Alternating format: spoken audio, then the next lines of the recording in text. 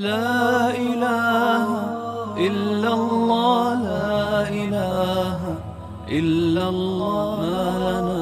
رب سواه. لوگوں پر ظلم کرنے کی وجہ سے بھی عذاب آتا ہے. اب آپ دیکھ لیں کہ ہم نے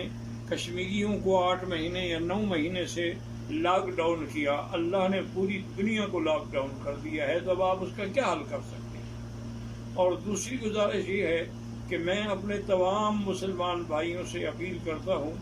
کہ وہ گھبرائیں نہیں بلکہ اللہ کی طرف رجوع کریں، اور ہر مسلمان 2 رکعت نماز پڑھ کے، کیونکہ یہی میرے آقا کا عمل تھا کہ اذا حضبہ امر بادر الی الصلاۃ، جب آپ کو کوئی مشکل پیش آتی تو فوراً آپ نماز پڑھتے،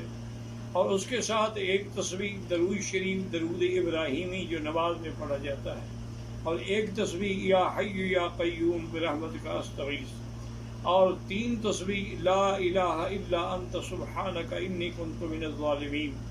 یہ اگر آپ پڑھتے رہیں گے تو انشاءاللہ ساری دنیا سے بھی یہ عذاب ٹل جائے گا اور آپ پر بھی کبھی یہ عذاب نازل نہیں ہوگا. اسی طرح ہر مسلمان 7 دفعہ سورۃ فاتحہ